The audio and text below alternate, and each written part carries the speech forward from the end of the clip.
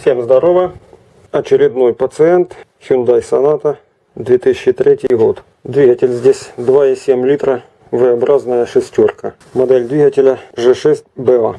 Значит, основная проблема, по которой обратился ко мне хозяин, это появился какой-то посторонний стук в двигателе.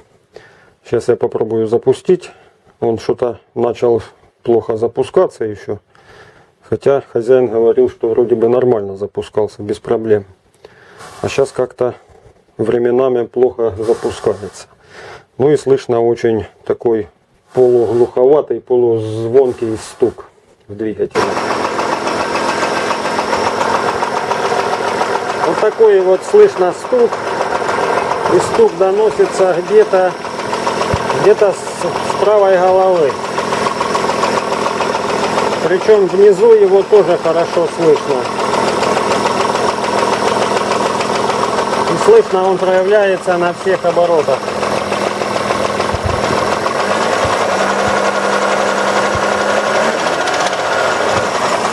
На высоких оборотах аж такой, аж звенит сильно.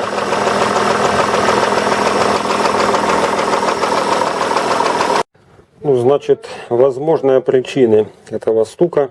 И судя по звуку, значит, звук где-то посередине между блоком цилиндров и головкой. Что здесь может стучать? Может такой звук давать гидронатяжитель цепи, который соединяет распредвалы. Здесь ременной привод. Стоит одна шестерня, ременной привод и впускной и выпускной распредвал соединяются маленькой цепью. И посередине установлен гидронатяжитель. Возможно, стучать может и гидронатяжитель. Ну, это надо разбирать, смотреть. Ну, а первое, что я хочу сделать, значит, исключить стук в шатунах. Не так-то уж и просто это сделать, потому что до левой головы у нас есть доступ. Вот у нас 3 наконечника свечных. А к правой голове доступа практически нету, потому что здесь у нас расположен впускной ресивер. Ну, я, в принципе, начну, наверное, с левой. Ну, а потом все равно звук отсюда идет. Все равно нужно будет снимать впускной ресивер. Ну, и также будет уже доступ. Возможно, придется снимать клапанную крышку с правой головы. Так что, поехали. Сейчас выкручиваем свечи и проверяем шатуны. Вот, собственно, свечечки с левой головы. С них прямо аж стекает масло. Много масла в колодце в свечном. Ну и сама резьба в масле на всех 3 свечках. Ну, что касается шатунов, значит, это еще дедовский старый проверенный способ. Значит, нужно в цилиндре вывести поршень в верхнюю мертвую точку. Затем немного его приспустить доворотом небольшим и попробовать толкнуть поршень вниз. Если появится звонкий стук, вот сейчас поршень пошел уже вниз. Если появится звонкий стук или глуховатый, значит, подшипники шатунные разбиты, то есть вкладыши. Ну или же верхняя втулочка в головке, верхние головки шатунов.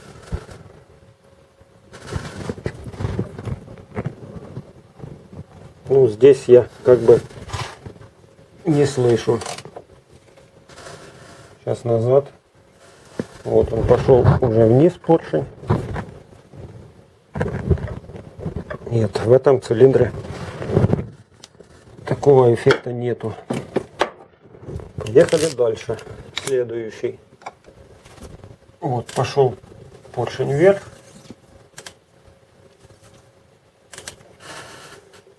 Теперь вниз. И толкаем.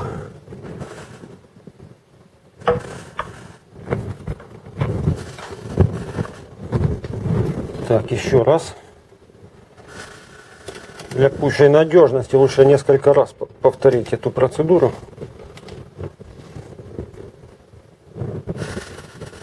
Нет, здесь все хорошо. также проворачиваем. Верхняя мертвая точка. И немного опускаем. Так, пошел вверх и вниз. И толкаем.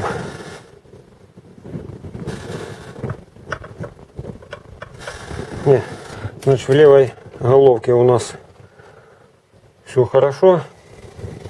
Ну а теперь, в принципе, чтобы нам добраться до правой головки, нужно снять впускной ресивер. Откручиваем, снимаем. Снял впускной ресивер. Проверил таким же способом этот ряд цилиндров с правой стороны. Ну, все здесь, в принципе, нормально. Никакого стука нету. Хозяин боялся, что это коленвал, это вкладыши. Двигатель застучал, но это стук доносится не с шатунов.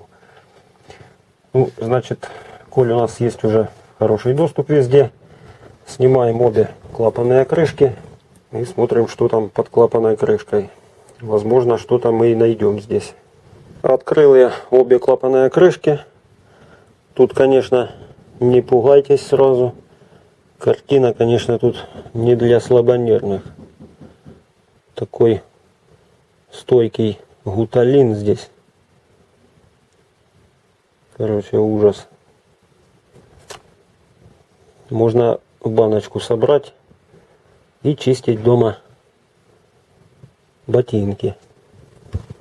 Натирать до блеска. Только ботинки надо, чтобы были черного цвета. Короче, я вас обдурил немного. Гидронатяжителей здесь нет. Просто цепь и успокоитель. Вот такого плана. Ну, цепь, конечно, здесь провисшая. Что на левой, что на правой башке. Ну, пока такого видимого криминала я здесь не вижу. Кроме того, что все засрано такими отложениями. Хотя на спидометре 150 тысяч, но я, конечно же, не верю. 2003 года и такой всего лишь пробег. Может, по второму кругу. Так, ну будем искать.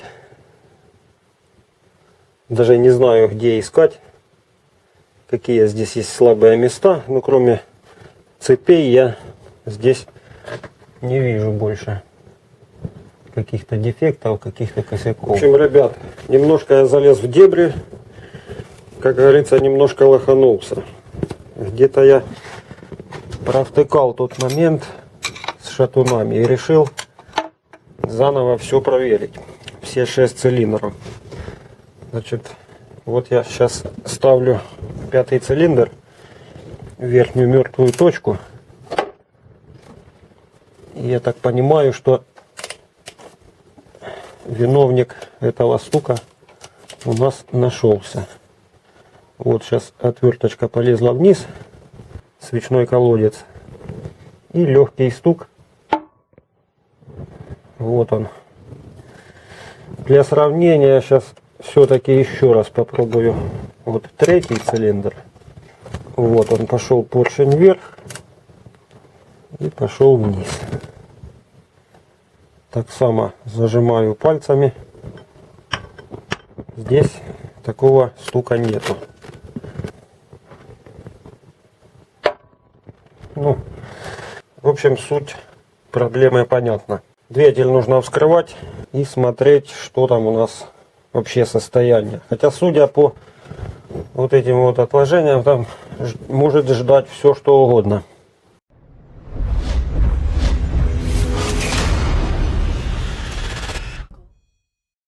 Такого двигателя у меня еще и не было на канале. Да и вообще такой двигатель, V-образную шестерку, я ни разу не ремонтировал. Так что поехали разбирать. Смотрите, я думаю, будет интересно. Все нюансы, которые будут здесь попадаться, я буду обязательно показывать. Так, ребят, решил сделать перекур. Значит, уже все почти готово к снятию головок блока цилиндров.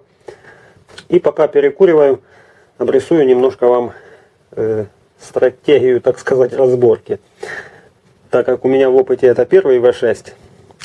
В общем, значит, начну с плохого. Какой-то нехороший ремонтер или мастер, или как его назвать, оба болта шкивов распредвала посадил походу на фиксатор. И походу на неразъемный. Значит, уже пробовала таким вот удлиненным ключом накидным. Короче, не срывается. Ну, не знаю, как сойдет головка, что одна, что вторая. Я там весь крепеж кожуха открутил. И если головка снимется, то это будет победа.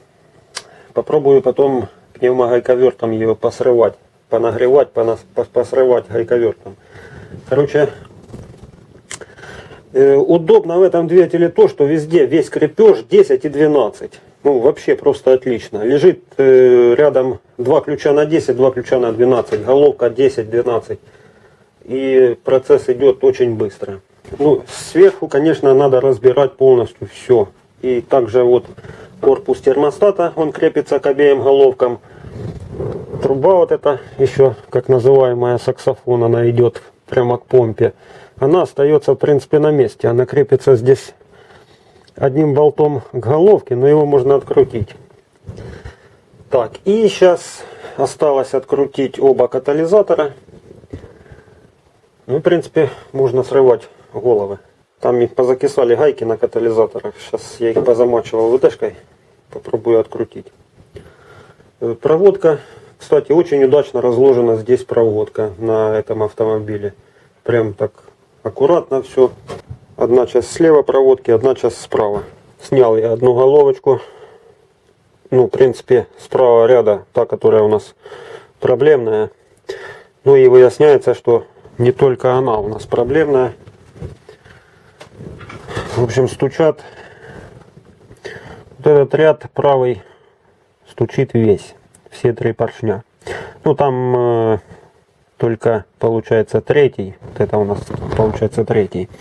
Ну, расчет цилиндров я там посмотрел в мануале. 1, 2, 3, 4, 5, 6. Проблема у нас в 5 цилиндре. Ну, как оказалось, что далеко не только в 5. Стучит 1, немножко 3, а 5 я даже сейчас продемонстрирую. Потому что там вначале было плохо видно. И слышно, я так посмотрел. Ну а вот такая тут программа. Во. Так теперь нормально слышно. Ну и в первом тоже. Так, ну и, собственно, почему я только одну снял? Потому что надо как-то быть к чему-то готовым. И в целостности я смотрю, как бы обрисовать обстановку и сообщить хозяину, чтобы рассчитывать и на свои возможности, и на его возможности, потому что по большому счету я вижу, что этот мотор нужно полностью перебирать, так как проблем я вижу в нем очень много. Ну, первое это то, что его хотя бы надо перемыть весь. Ну и посмотреть, сейчас я промеряю цилиндры. Но я здесь вижу, в принципе, здесь еще видно и хон даже. Не знаю, там на одометре 150 тысяч, но я, конечно, сомневаюсь, что это ее пробег. Но, тем не менее, хон видно. Есть небольшая ступенька здесь, где заканчивают работу поршневые кольца, где у нас огневой пояс. Ну, сейчас мы это померяем. Возможно, здесь обойдемся только с заменой поршневых колец. Но опять-таки, если все с геометрией цилиндров будет в порядке. Ну, по головке какого-то жестокого криминала я не вижу. Клапана вроде бы не подгорелые. Ну, тут, конечно, сомнения по впускным что-то. Но это надо разбирать все, смотреть тщательно. Посмотрим, как решит хозяин. Ну, в общем, пока отлаживаем в сторону Так она нигде здесь не пропускала. Пятно контакта прокладки везде хорошее. Ну, в целом как бы состояние на такую 4 с минусом. Антифриз такой вот непонятного цвета, как с лужи воды набрано. Распредвалы в целом неплохие, кулачки не битые, выработки особой нету, таких серьезных каких-то задиров тоже нет. Ну, возможно, это просто как бы плохое масло сыграло такую злую шутку с этим мотором. Ну, этот хозяин, я его хорошо знаю. Он как бы, я не думаю, что он бы экономил на масле. Скорее всего, что предыдущий хозяин экономил на масле. Ну или не своевременно его менял. Поэтому вот такие имеем наросты. Ну, видно, что уже хорошим маслом они, скорее всего, что начали отмываться. Потому что здесь налет только поверхностный. Там, где омывается под давлением маслом, то оно как бы все чистое. Возможно, последнее время этот мотор кушал хорошее масло.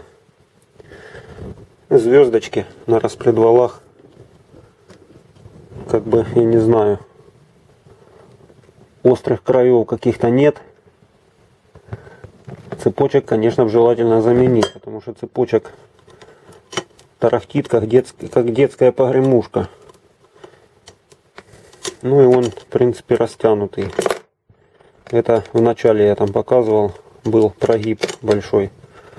Шестерня, в принципе, тоже неплохая. Профиль зуба хороший. Канавок, каких-то провалов нету. Диаметр цилиндра на этом моторе 86,7. Устанавливаем микрометр на этот размер. Выставляем нутромер с микрометра размерчик. Так, ну я померяю только в одном цилиндре выработку. Потому что вращать особо его нельзя. Здесь я выставил только среднюю точку сейчас примерно по всем 6 цилиндрам. Потому что левая голова у нас еще даже с распредвалами. Можно так загнуть клапана, если сильно баловаться. Так, продольно здесь вот в самом верху 6 соток. Чуть ниже 4. В самом низу, ну, вообще он 2. Прошу прощения, это поперечно. Ну а продольно 0. В самом верху, посередине 0. В самом низу тоже 0. Ну, эллипс, конечно, есть. Ну, 5 суток для этого мотора, я посмотрел по мануалу, это, можно сказать, вообще ни о чем. Можно смело подкидывать колечки. Ну, как скажет хозяин, так и сделаем. Ну, а пока нужно сейчас согласовать это все дело с хозяином. Ну, если так, кто скажет, сейчас просто там подкинуть вкладыши, там посмотреть, почистить все, ну, заменить колечки. Я за такую работу как бы не хочу браться, потому что я за нее буду отвечать. Так что сейчас это все дело сообщим хозяину, посмотрим, что он нам скажет на это. Ну вот, на этом, в принципе, я дефектовку дальше не буду показывать. Если решит хозяин ремонтировать этот двигатель, а может даже и решит покупать контрактный, ну посмотрим. Но если же будет ремонт, обязательно будет видосик на канале. Так что пока на этом все. Спасибо, что смотрели. Кому было интересно, не забывайте оценивать. Не забывайте подписываться на канал. И всем всех благ. Всем пока. До новых встреч.